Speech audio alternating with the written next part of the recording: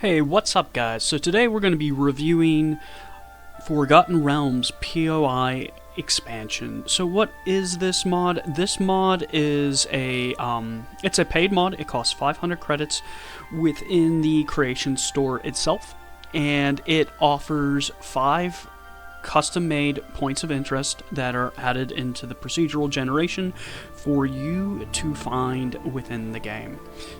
So overall, what I'm going to say before we actually start reviewing the points of interest is I was rather shocked by the amount of detail and level design of these points of interest. I think this is absolutely well worth its money.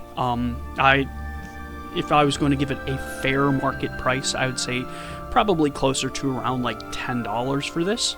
But I'm also going to give a caveat for some people out there that might be looking to solve the issue of repetition within the procedural generation, you know, stumbling upon the same point of interest twice. This is not really going to solve that. It does add, the 5 new points of interest defined, but it does not solve that. It does, however, work with several other mods that do enhance the procedural generation. And I've covered it in another video. I'll link it probably up in the top corner for you guys. But you can use this with the No More Duplicates POI variants mod, as well as Bedlam Dungeon Randomizer. I did not test it with Dark Universe Takeover, but I suspect it probably will not conflict. So I think those mods would work with this. This just adds 5 really well done and detailed points of interest to the procedural generation. And if you're looking at from like $1 to gameplay experience, each of these points of interest is going to take you somewhere from like 25 minutes to a little over an hour to clear. So some of them are on the shorter end, but some of them are actually on the longer end as far as points of interest go. They all do have stories that are told environmentally, as well as through data slates in computer terminals. But let's go ahead and get into this. We're going to review the 5 points of interest that were added to the game, and at the end I'll do a little section on how to find them for people that might be struggling on how to find these points of interest. But I've gone ahead, I've ranked these by my least favorite to my most favorite, just out of happenstance. I felt like doing that. So we're going to go ahead and get into the first one, and from there we'll move on. So this first one is a volcanic cave. I'm kind of showing the outside here. We can kind of see this lone mountain by itself, but there's going to be a cave entrance in the face of this. This one's going to be a little bit trickier to find because you're not going to be able to really look at the tile map and see, a structure, because it's just a cave entrance.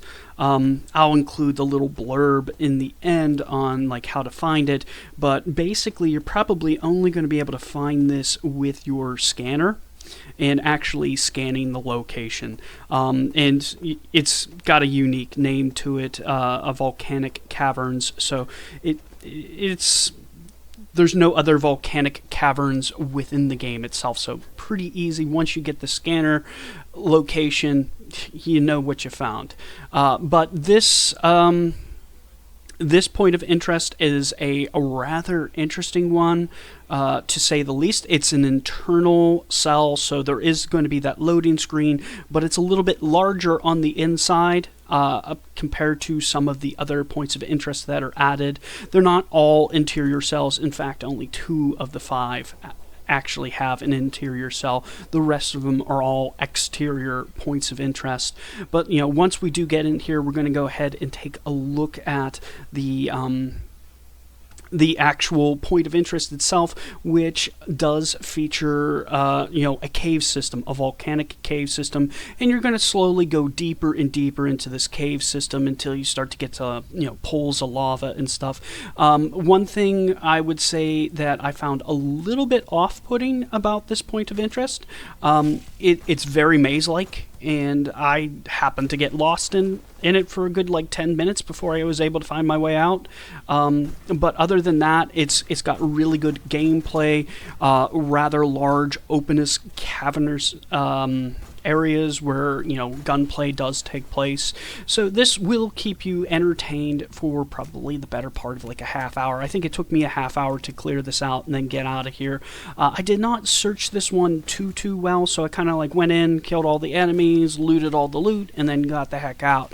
But it does feature a storyline that you can find on a computer terminal, which explains what is going on in this volcanic cavern and why it is here.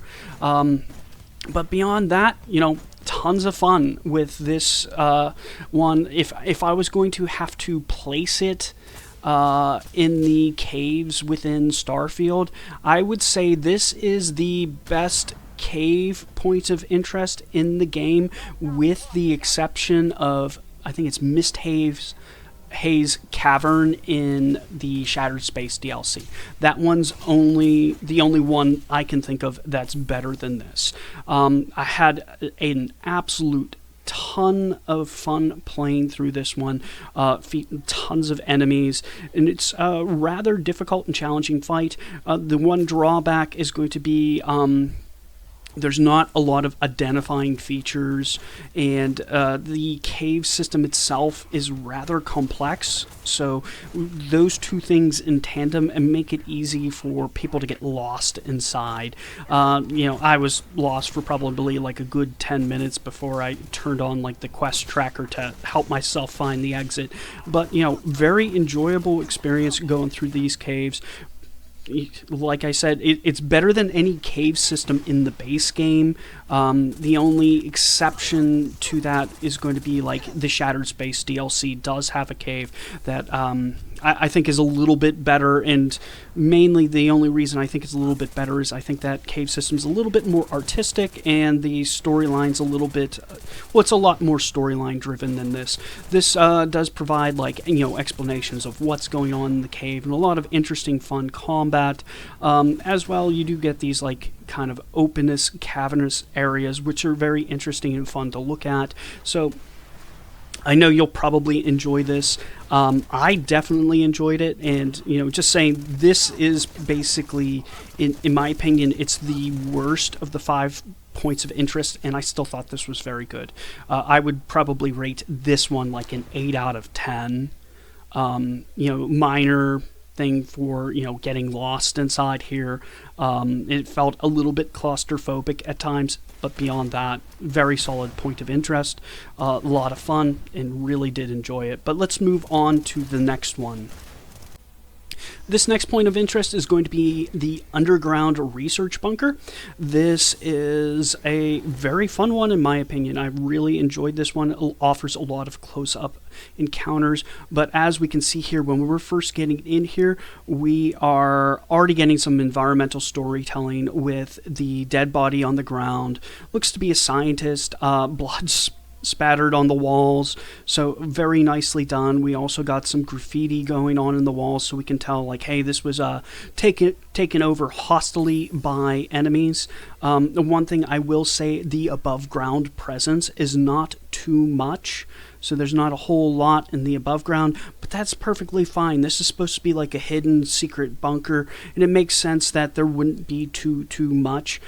Just make sure you do look around for the hatch, because it took me about 3 of these before I actually found the hatch, was able to get into this interior cell.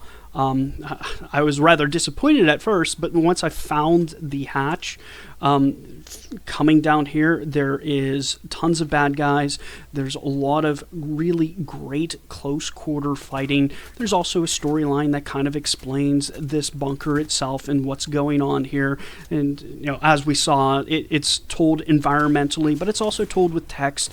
I believe it's either a data slate or a computer terminal that tells that. I kind of forget which one it is, but there is some storyline that does go along with this. And as we can see, like, this is amazingly detailed on the interior. Like, this is Bethesda levels of details on the interior of this point of interest. So I was rather shocked by that. A lot of the what I'd say is like major drawbacks I see with points of interest is lacking of detail and clutter to make it look like it's lived and worked in. So this did absolutely have that. There was a fair amount of clutter in the rooms, these like corridors and mazes of corridors where we have like these little T intersections proved to be rather difficult in a like combat experience, because you'd have like enemies coming from your right, coming from your left, come behind you. They all seem to be interconnected, so very easy for things to get kind of like mixed around. Now all of a sudden you have enemies behind you. I absolutely enjoyed this. It did take me about a half hour to clear, so this was a little bit on the shorter end of things. But yeah, I absolutely enjoyed it. Definitely worth a playthrough. I don't really have any grievances with this. Like, I just thoroughly enjoyed it. This is like a solid 9 out of 10. I think maybe if to get the like 10 out of 10 on this point of interest, maybe a little bit longer point of interest, like maybe a little bit more needs to be added to it, and maybe a little bit more to like the storyline in here, but beyond that, like, I think this was a very solid point of interest. I rather thoroughly enjoyed it. The combat was it was entertaining. It was challenging, entertaining. It wasn't too challenging, but it definitely was difficult with, like, you have a lot of close quarters combat, but also, going down, like, these hallways can get at a distance at the same time. So it was a nice interplay with the different dynamics in the hallways and the corridors that are kind of like crisscrossing each other, and steps and stairs everywhere. Very enjoyable.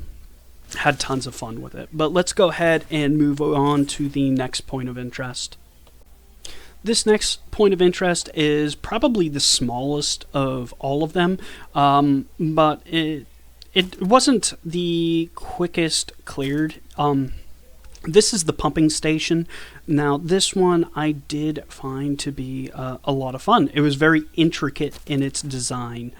So as you can see, you have a lot of sniping and sneaking opportunities on the outside of this, but things change dynamically when you actually enter the interior of this point of interest. So I will say this point of interest also does include a storyline as well. I'm not going to ruin it for you or anything like that. This one is, I believe it's, I think it's on a computer. On a computer terminal.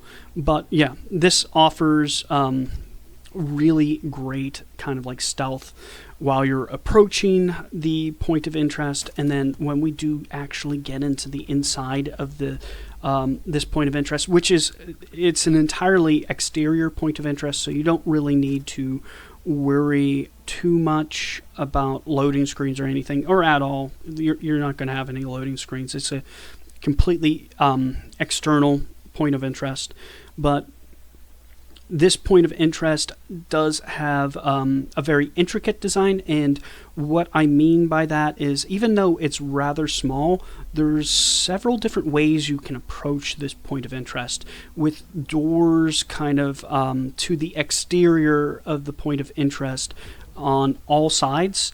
I, in fact, I find an air duct to enter. But there's a lot of different ways. So there's a lot of different ways that you can actually approach the point of interest. And I'm kind of going more of a stealth route here. But, this is an extremely enjoyable point of interest. It's going to be probably, about a half hour to clear it. Not quite, like 20 minutes, but it'll be a little bit longer. And as you can see, I come in through an air duct and kind of gain like a little bit of a stealth advantage.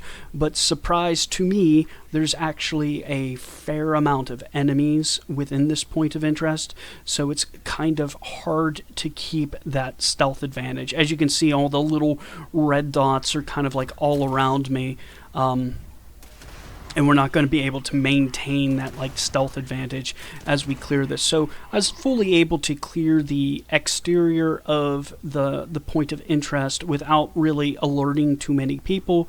But as soon as I got to the interior, with just how densely packed the enemies are on the inside, once you shoot one, basically it's kind of on at that point in time, like unless you've really skilled heavily into like the stealth aspects of this game. But yeah, absolutely enjoyable, very good, intricate design.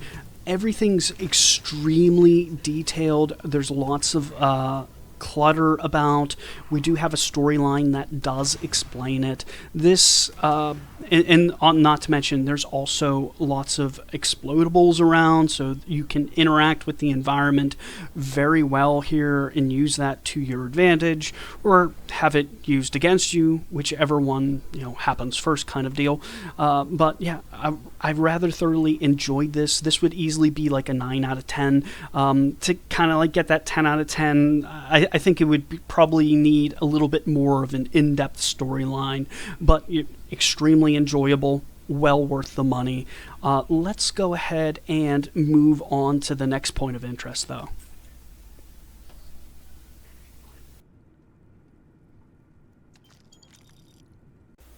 So coming up at my number 2 spot for my favorite points of interest in this mod is going to be the Mountaintop Communication Station.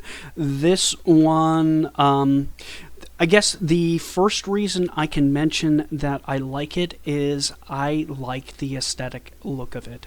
I like how we have this giant satellite on top, well, not satellite, like dish on top of it, and it's like on top of a mountain and we're approaching it. So it does have this dominating silhouette upon the landscape. So it's very easy to spot. You can spot it really easily on the tile maps.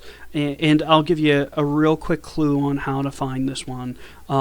It's in the name, Mountaintop. So if you go to mountainous regions and just look at the tile map, this will kind of stick out like a sore thumb to you, and you'll be able to find them pretty easily and pretty quickly. Absolutely enjoyable. Completely loved this point of interest. And it's for more than just the aesthetics. I also like the gameplay. The gameplay within this point of interest offered a ton of diversity, and we're going to go ahead and get into that right now.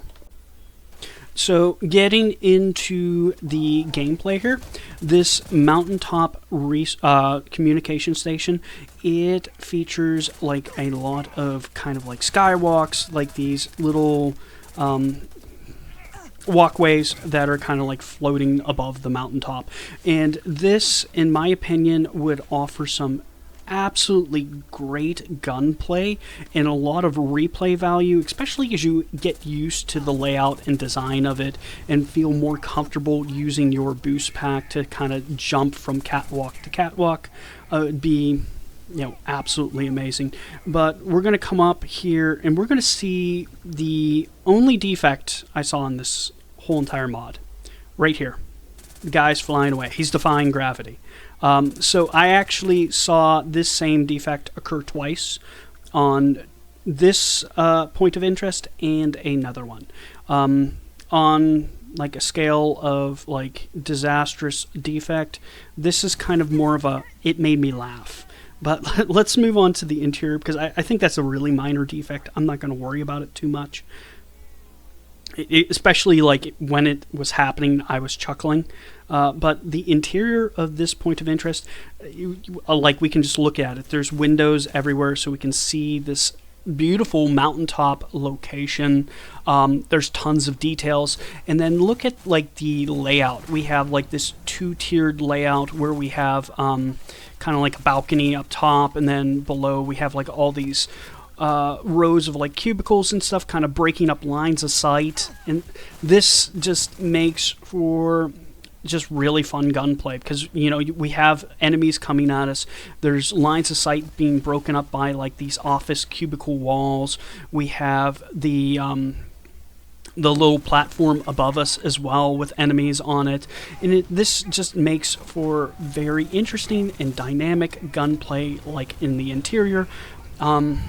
And like this is basically why this is at my number 2 spot. We have like very diverse fighting on both the interior of this point of interest and then on the exterior with those catwalks, which are going to provide a lot of fun, like platforming style gun battles, especially as the player becomes more familiar with them. And I think this would be an awesome point of interest to add to the procedural generation based solely on its replay value alone, because you're going to be able to go through this probably 30-40 times and still have fun with it, with all the one, the interior is just beautifully made, and then 2, well, I should also mention this as well. There's multiple routes through this place. So there's multiple routes through the point of interest, like with this vent system I'm going through here as well, that make it so you can, that does bring that replay value to it.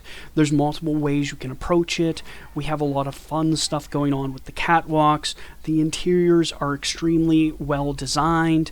Like the level design's good on it. There's lots of things breaking up line of sight beyond like the details to make it story driven. But let's move on to my favorite point of interest in this mod pack here. So my favorite point of interest is going to be the Fortified Star Station. Why is this? One, it has it's just a very well designed point of interest. Like the level design here is awesome. 2, it took me like an hour and 10 minutes to clear this whole entire place out. So like your first time going through here, I would see the average player having anywhere between like an hour and an hour and a half of gameplay, maybe 2 hours if you explore. Like I did explore this one, so I spent about 2.5 hours here, but like the last hour I was basically kind of just looking through everything, make sure I found all the storytelling elements and kind of looking for defects and see what I could find. But this was an absolutely amazing point of interest. So we have this Fortified Star Station, which has been taken over, and it has a very interesting entrance to it. As we can tell, it's a fortified star station, so there's walls around the exterior. I'm sure if you have a lot of boost pack training, you'll probably be able to get over the walls. But like if you're on this character, I'm like only like level 33, so I don't have a lot of the boost pack skills, so I'm not able to get high enough to get over the wall. So I have to go in the way that the author's kind of like guiding you into this place, which is it kind of almost looks like a garage. You're kind of driving underneath the place. I could imagine taking like a Rev 8 or some kind of other vehicle in this game through here and having tons of fun, but absolutely amazing point of interest. I want to go ahead and show a little bit of the gameplay footage beyond just this entry point, which was absolutely awesome. Like you come in through the bottom here, and then you kind of like fight your way through, and then you come out into the star station itself, and then you fight your way around there as well. But let's go ahead and take a look at a little bit of the gameplay. So this is kind of like right after you get into the star station, come from the little underground route that goes underneath the star station, and you're kind of like popping up here, and there's actually like enemies all around you, so it's kind of like difficult to figure out where to go. It's kind of a little bit of a out of the frying pan and into the fire kind of deal. Like, you get out of that entry point and there is literally enemies all around you. So the first thing I did in this scenario was book it to one of the walls. So basically, so get to a point where I am not surrounded by enemies and I have like my back up against something. I don't have to worry about being shot in the back. So that was like a primary objective to me. And I do love how like this kind of forced a little bit of strategic thinking on my part and not just blind shooting. It was like, I need to get out of like this combat scenario where I'm being shot at from all directions and find kind of a little bit of a safe haven. And from here, you know, basically what I'm doing is I'm just circling the wall around the star station and kind of securing that area. But there is an absolute ton of amazing gunplay. The enemies in this are very difficult. There's a very nice mix of enemies, by the way. So we have like a lot of elite enemies, as well as like the dog robots. I forget what they're called, but they have tons and tons of health, so they're very tanky, and it can be extremely disruptive when you have them running at you. Kind of the way I got around that was going up into the defense towers, because I know they're a little bit too big to actually get on the steps to these defense towers and get to the top. Not to mention they can't really negotiate the corners. But yeah, we're taking a look at them here. So there's a lot of very interesting gunplay going on. Sometimes taking place at a very far range, and like the scene we're going to look up coming up ahead, we do have some close quarters combat fighting as well in this point of interest, which makes this an absolute ton of fun to kind of run through. So this point of interest does have several buildings throughout it. So there is a fair amount of long-range fighting, as well as close-up and personal fighting as well. We're going to see that coming up ahead in this little exchange I have.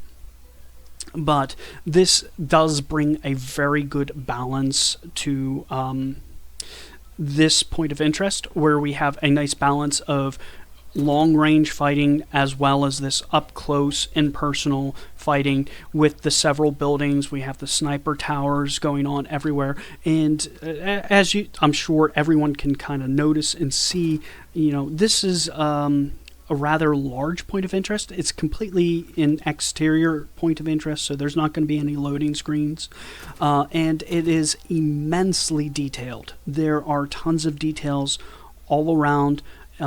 Absolutely fun, and just a great diversity in enemies and enemy tactics. So you'll have to deal with enemies using more long-range weapons, and then some enemies using weapons that are more suited for closer ranges. But this point of interest was by far my favorite. Lots of gunplay here. I will also say that there is a storyline with this. It does detail why this place is here, what happened to it, etc.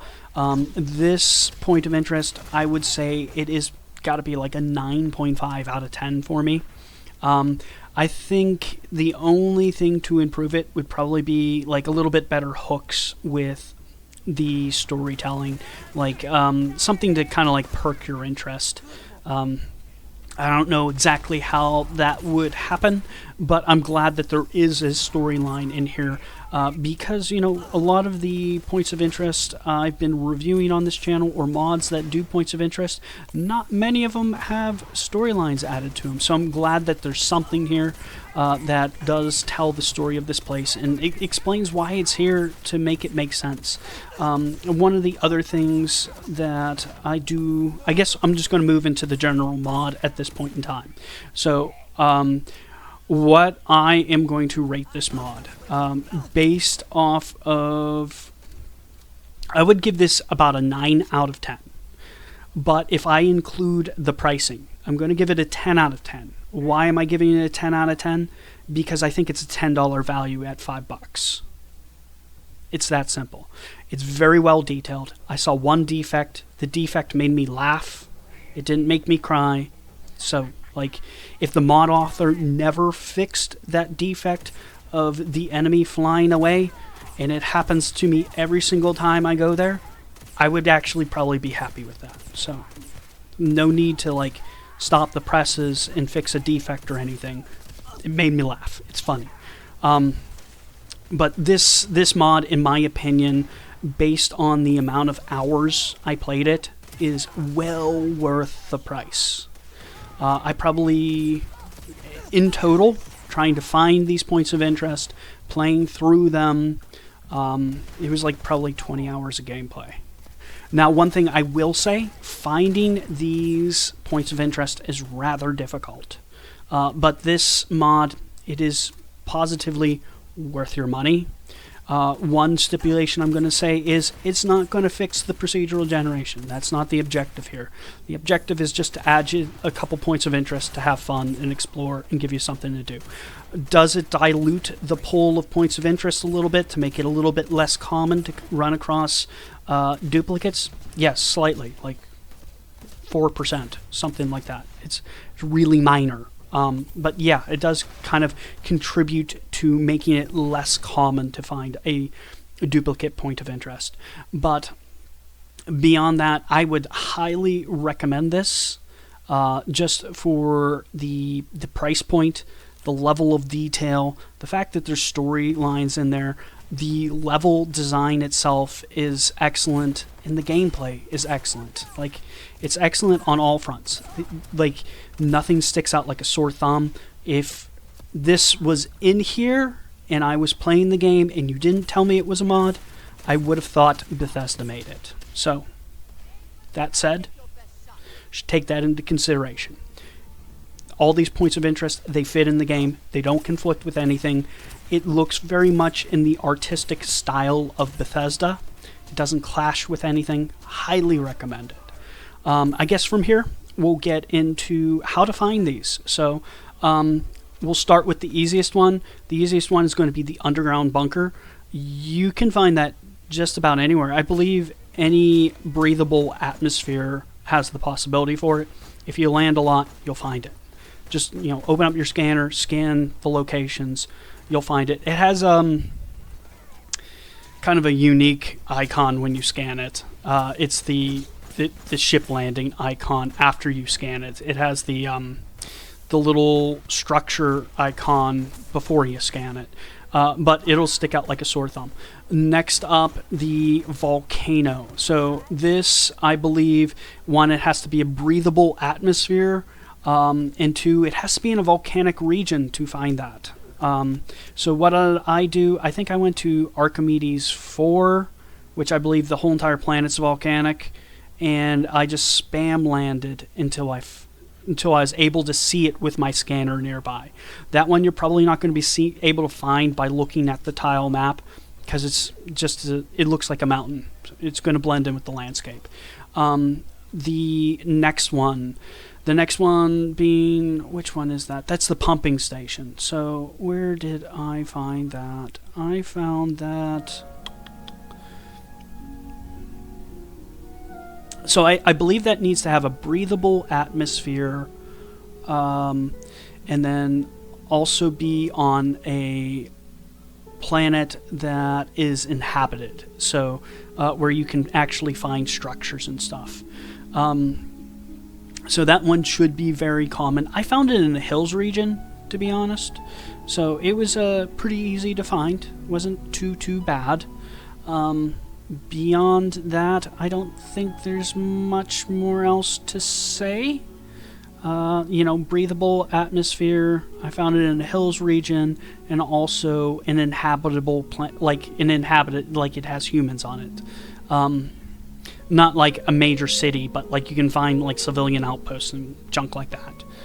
Some of the planets might have a breathable atmosphere, but you won't find civilian outposts on them. So pretty easy to find that one. The mountaintop communication station, I believe you need to be in a breathable atmosphere and in the mountain region. I'm not sure if it has to be inhabited by humans, the planet, to find there. It might be, it might not. But that one is very easy to spot from the tile map. It's got that big giant satellite on it, and it'll be at the top of like a mountain. So if you're looking at like topography wise, it's not going to be at the bottom, it's going to be towards the top of the mountains. Let's move on beyond that. The Fortified Star Station, that one is going to be... I believe you can find that on any planet that has a breathable atmosphere, is inhabited by humans. I found it in a deciduous forest, so if that helps. It was Archimedes 3. And basically what I did was... I'll explain. So I found that one on the tile map, and that one's pretty easy to find on the tile map. You're basically looking for a landing pad that's surrounded by like fortified structures. And how I found majorities, I'm going to explain the technique. It's what I call landing spamming. So I'm just spamming landing locations, hop out of my ship, I scan all the nearby locations that I can see. I don't venture out from there. Then I check my tile map. If I can see a location that looks like a possible, I'll head to it. Now, I found 3 of the 5 by seeing them on the tile map. And it was just a structure I didn't recognize. But that's going to be probably the best strategy. I had a lot of, bupkis landings where I landed. I didn't see anything nearby the ship, nor did I see anything on the tile map. So if that happens, you just get up, go into your ship, and land again. And you're basically going to reset the POI spawns until you get it. What I would suggest, though, is I would suggest you install this and forget about it and stumble into these locations. It'll be a pleasant surprise for you. So if you absolutely need to find the locations, that's how you would find them. Is you're going to be... I'll also put in the description a little bit more details on like where these locations are and what planets I found them on personally, so that you can just go there if you need to. If you want to just, install the mod, play the points of interest, and then forget about it, you can do that. But, like I said, I would suggest you don't do that. I'd suggest you install the mod, play the game, and stumble upon the points of interest, because it's going to be like a nice, pleasant surprise for you. But you know what? If you enjoyed this video, or found it informative, please give me a like and subscribe. Like always, I do appreciate them, and enjoy the rest of your day.